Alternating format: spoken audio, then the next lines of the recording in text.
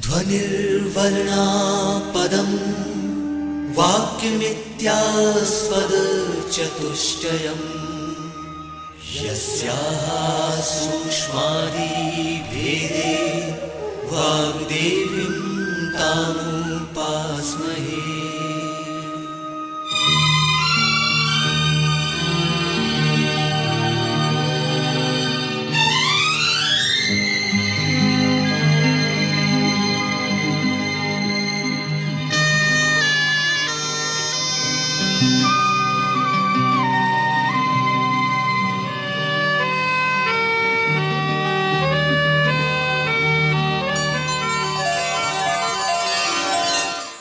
The Electronic Media Production and Research Center EMPRC of Madhya Pradesh Bhoj Open University presents an audio program of English literature.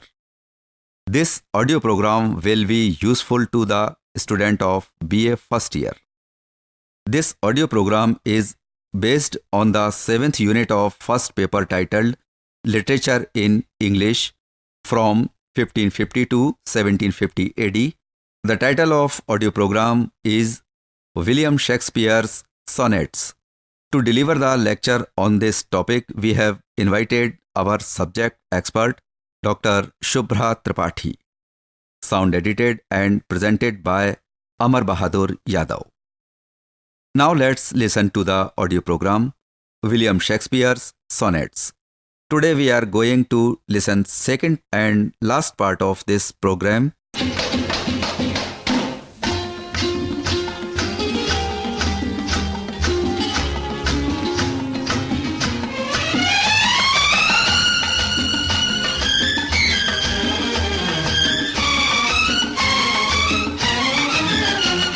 Hello friends, I welcome you once again to this session which is again focused on William Shakspears Sonnets. Now in this part, we will talk about the second sonnet prescribed for you. As you know, this lecture is meant for BA first year English literature students, and this is again from the second unit of first paper which is entitled Literature in English 1550 to 1750. At the end of this session, you will be able to explain the last sonnet, that is sonnet number 154, which is entitled The Little Love God.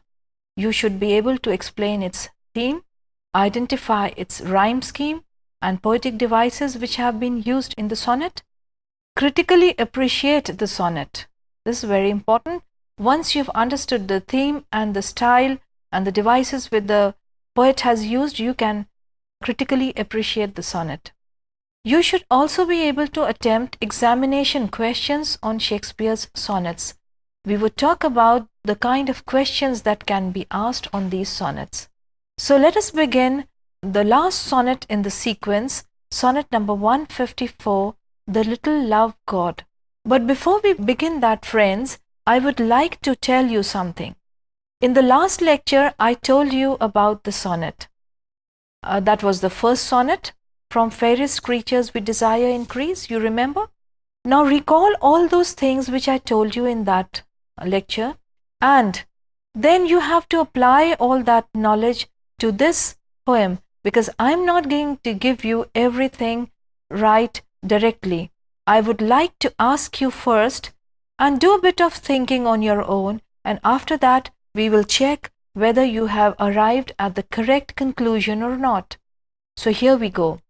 The sonnet begins, The little love God lying once asleep, laid by his side his heart in flaming brand, whilst many nymphs that vowed chaste life to keep, came tripping by, but in her maiden hand. Now just ponder over here and see that there is a semicolon, that is, the line ends here and the sense again begins afresh in a next sentence. This is the first quatrain, first 4 lines, first line, second line, third line and fourth line. Now this fourth line, there's no punctuation mark over here. This sense continues in the next quatrains, which begins, The fairest votary took up that fire which many legions of true hearts had warmed, and so the general of hot desire was sleeping by a virgin hand disarmed. Now here you see a full stop. That is the sense now ends here. So this is the next 4 lines, that is the second quatrain. Now we come to the third quatrain. This brand she quenched in a cool well by, which from love's fire took heat perpetual, growing a bath and healthful remedy for men diseased, but I my mistress thrall. Now see, over here again you have a semicolon, the line ends here, and from here you have a fresh sentence which does not end in the third quatrain. That means it continues, the sense continues in the final couplet. Came there for cure, and this by that I prove, love's fire heats water, water cools not love. This is the couplet, these are the final 2 lines of the sonnet. Now try to decipher what is the poet trying to say in the sonnet. Let me explain a few expressions to you. The love god here is Cupid, who is considered to be the son of Venus in Roman religion. I'm sure you must have seen pictures of a small child with wings and he has a bow and arrow. That is Cupid. Very often you see in cards and pictures, Cupid is depicted. In other mythologies also you have a similar god. For example, in Hindu mythology you have Kamdev. So what does the love god do? He kindles love in the hearts of men and women or in human beings. So he has a bow and arrow very frequently. He is depicted having a bow and arrow, and once he shoots the arrow, he kindles love in the hearts of people. Who are nymphs mentioned over here? Nymphs are lesser goddesses of the classical mythology, and they are visualized as beautiful young women. Tripping here would mean light and quick movement. Votary here means worshipper. Legions, as you know, the word is derived from army. That is, in the battlefield when soldiers stand in a proper formation, here it means vast number. So legions is associated with army and battlefield. General is again from army and battlefield. Here it simply means a leader. Thrall means a condition of being a slave or being held captive. Now let us think about the meaning of this sonnet and try to decipher what the poet is trying to say over here. He tells us a story. In this sonnet, he is telling us a story about Cupid. It is mentioned in the myths, and it says that little love god, the Cupid, was once lying asleep, and on his side, what did he have? He had a flaming brand. A brand is the instrument with which he kindles love in the hearts of men and women. So, because he has to kindle love, therefore it is flaming. That means it creates a flame. It causes a flame.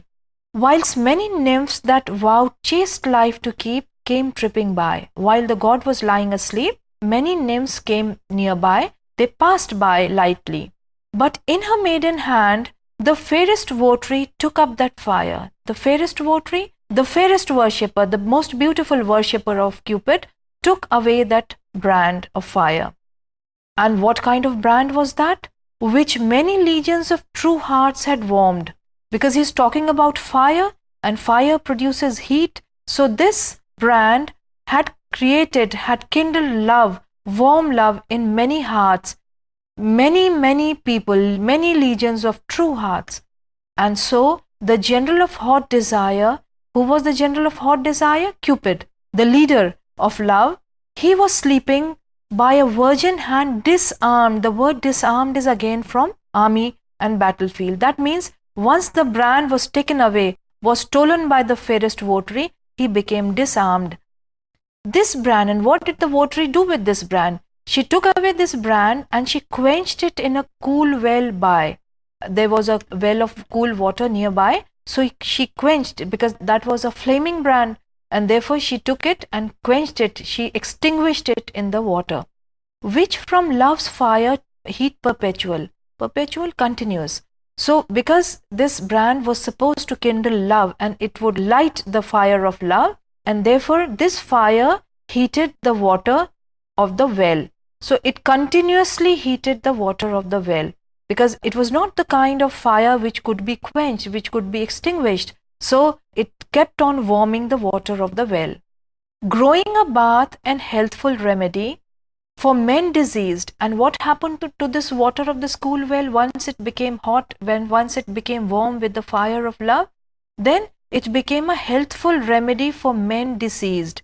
Men who had diseases, they went to this cool well which now became warm, and they would take bath and their diseases would be cured. Now even now you know that there are sulfur springs and there are springs of warm water where people go for all kinds of ailments. So this is the story which Shakespeare is telling. He says that the brand of Cupid was stolen by one of the nymphs, and she put it in a well, and the water of the well became warm, and this became a remedy, a cure for many diseases. But what happens to the poet? He says, "But I, my mistress thrall, I am still a captive of my mistress. My heart is still a captive with her." And he also came to this well for a cure. He also came to this well, and he thought that like all other men whose physical ailments are being cured, my ailment of love would also be cured. And this by that I prove. And he says, I prove this statement of mine. He says that love's fire heats water. This love's fire, which was kindled from the brand, it's heated the water of the well. So it could warm the water. But water cools not love. But the poet's love could not be cooled by this water. So this is the meaning of the sonnet, or the last sonnet of Shakespeare. There is a story of Cupid, and the poet has recalled this story for us, and in the couplet he gives us his theme. Now try to think, in the light of what we have discussed in the first part, whom is this sonnet addressed to? Is it addressed to the young man or the dark lady? You have to think about that. You remember he says, I in my mistress thrall, something like that he says.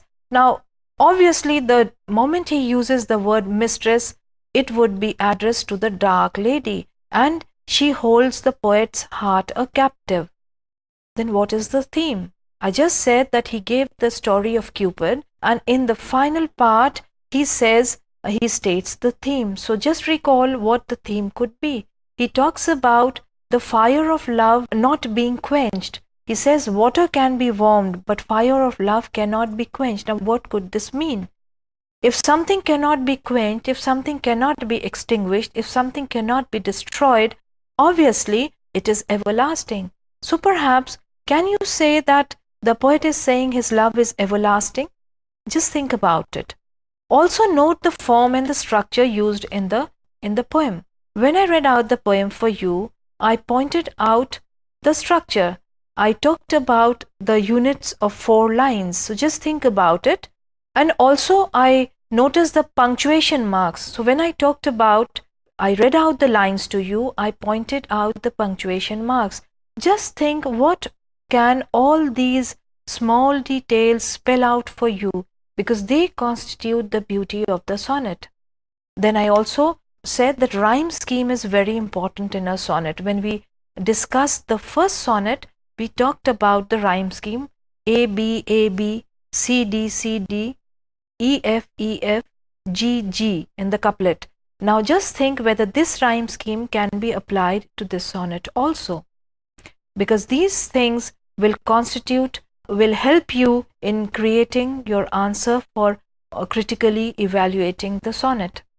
Once you ponder, you will find that it is a conventional sonnet of the kind Petrarch or any other sonneteer was writing, in the sense that it is praising the lady.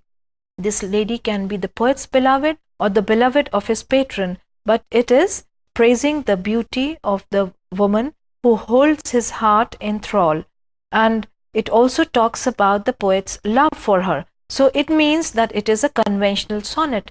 If you recall, when we talked about the Petrarchan sonnet, we said that those sonnets were addressed to his beloved Laura. And other poets also subsequently who took up this form also wrote love poems addressed to women. So in this sense also, this is a conventional sonnet. It follows that convention of love poetry. Then this is an interesting piece of fact that many critics say that the first 126 sonnets form one sequence in the sense that they are addressed to Mr. W.H. The last sonnets, sonnet 153 and 154, some critics say do not seem to belong to the second part of the sonnet sequence, in which sonnet 127 onwards are addressed to the dark lady. They say that these two sonnets are not specifically for any woman or the poet's love for any woman. They simply state the everlasting quality of love. So sonnet 154, the little love god which is prescribed for you, actually according to them extends the theme of sonnet 153, that is, that it proclaims the everlasting quality of love. So according to some critics, these two sonnets, sonnet 153 and 154, they form a separate group altogether. Now if you analyze the theme, you will find that the poet feels betrayed by the lady. The moment he says that my heart is still kept captive, he feels that he is being betrayed. His love is not being reciprocated. Now if you compare this, why has he used the myth of Cupid? Cupid was betrayed by the nymph because she stole away his brand. Here the poet feels betrayed because his love is not being reciprocated. Then he says, yet his love for her does not decrease, because he says in the end that love is everlasting. Love's fire cannot be quenched or it cannot be extinguished. He mentions that his heart is still a captive, and therefore in the end, in the last line, he says, love is eternal, as the passion it generates is insatiable, hence everlasting. So this is the theme of the sonnet. This is the message that the poet wants to give in the couplet, and he links it with the myth of Cupid to show that love is everlasting. This is how he has presented the theme. Now if you compare this theme with what the poet said in the first sonnet, he made use of metaphors. In this sonnet he makes use of a myth, and he takes up a story, and in terms of that story he talks about his message that he wants to give. Let us analyze the structure and the rhyme. If you recall, I talked about 3 quatrains and a couplet. Now this was the structure in the first sonnet also. This structure of 3 quatrains and a couplet is different from that of Petrarch. Petrarch was the first poet who wrote sonnets on a large scale, and of course his sonnets were in Italian, but he divided these 14 lines into 2 unequal units of 8 lines and 6 lines. That is 2 quatrains. Unlike you have 3 quatrains here, he had 2 quatrains in which he stated his theme, and then there was a turn in the thought in the next 6 lines, which is a sestet. That means 6 lines, and these could be broken into 2 tercets, that is units of 3 lines. So this pattern is different from that of Petrarch. The rhyme scheme of both the sonnets, as I said, this sonnet and the earlier one which is prescribed for you is the same. Instead of metaphors, here he uses the myth of Cupid, and the story is a metaphor for everlasting love. So it is a sustained metaphor. In terms of the story of Cupid, he's talking about everlasting love. When you talk about something in terms of something else, it is a metaphor. Now these points are very useful if you have to critically analyze a poem. Now what kind of questions can be framed for examination on these 2 sonnets? First of all, the one question which is invariably there for poetry is explanation with reference to the context. So very frequently you have a few lines, maybe a couple of lines, or say if you have the couplet you can have 2 lines, or you can have a quatrain, and you have to explain those lines with reference to the context. Now what does this mean? This means that you have to give the context of the poem, you have to refer to the background, and then you have to explain the lines which are given. This is not a very short question, but it is neither a long question. So you can say usually explanations are for 3 or 4 marks depending upon the kind of question paper you have. Then again you can be asked the central idea of the sonnet or the theme. It is the same thing in two different forms. Either it is called a central idea or it is the theme. You can also be asked to critically appreciate or analyze a poem. Now, if you're asked to explain the lines with reference to context, what should you ideally do so as to get good marks? First of all, you should give the context. Now, in this case, if you have to give the context, what can you say? See, ideally, what students usually do, they simply tell where the lines are from and who the poet is. Correct. If you have given this information, you get out of 5, maybe 1, 1.5, or even up to 2 marks. If you have identified the piece correctly, and if you have named the poet or the writer or the author correctly, you score good marks.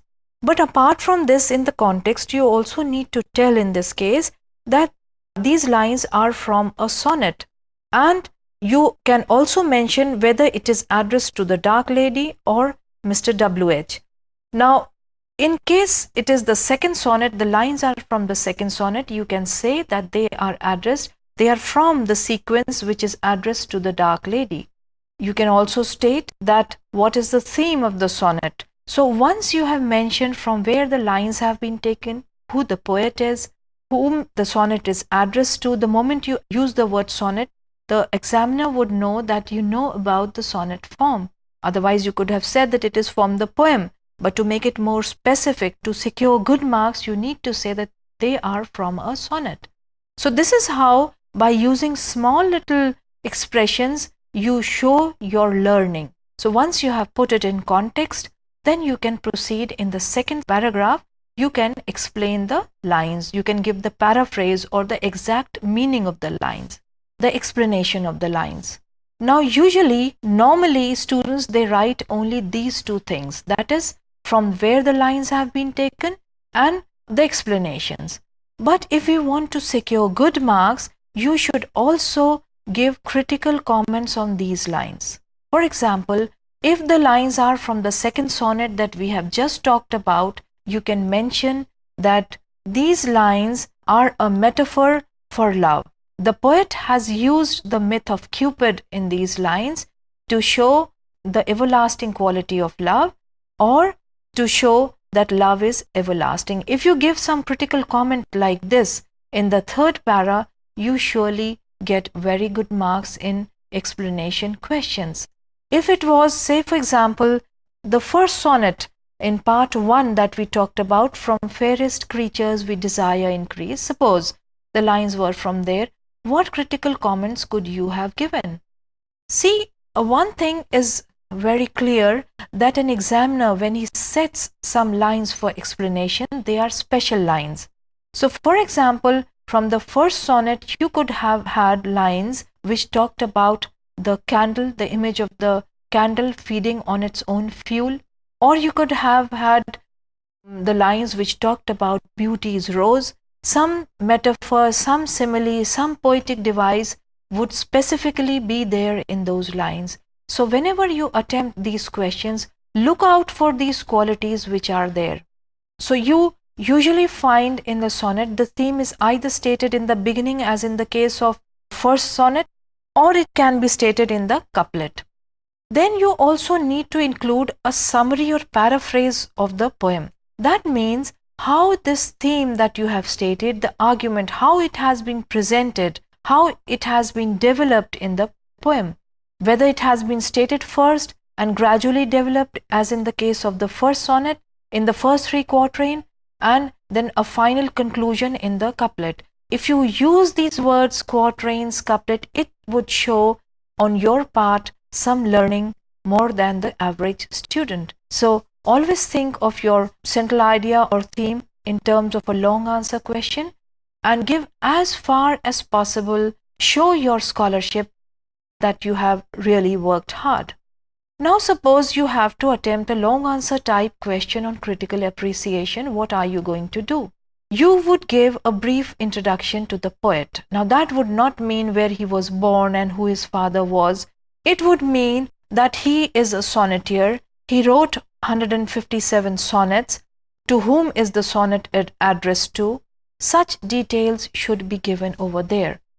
and they would comprise the context of the poem.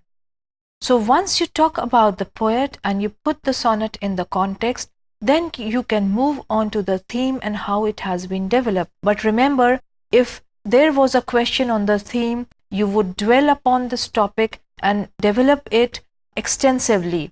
But if you are attempting a critical appreciation, you have to tell more things, and therefore this would be shorter than the question that we have talked about. In a critical appreciation, you would always remember to write about the rhyme.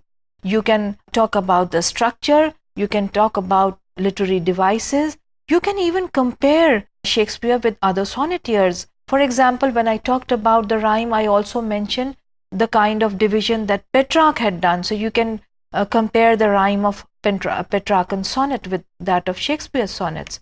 You can talk about those metaphors, the similes, the comparisons, the myth that Shakespeare has exploited. You should, in the end, comment upon the effectiveness of the poem.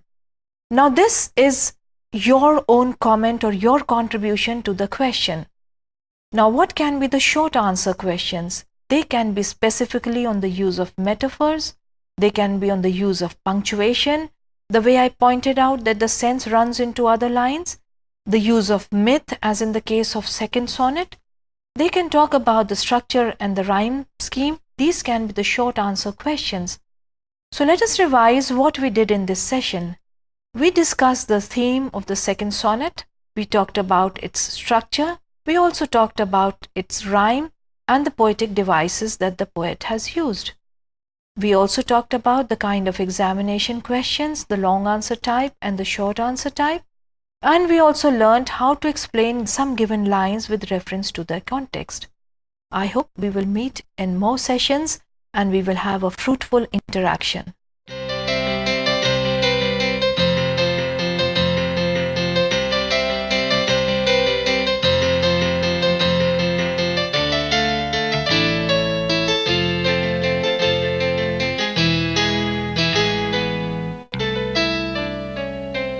You were just listening to first part of an audio program, William Shakspears Sonnets.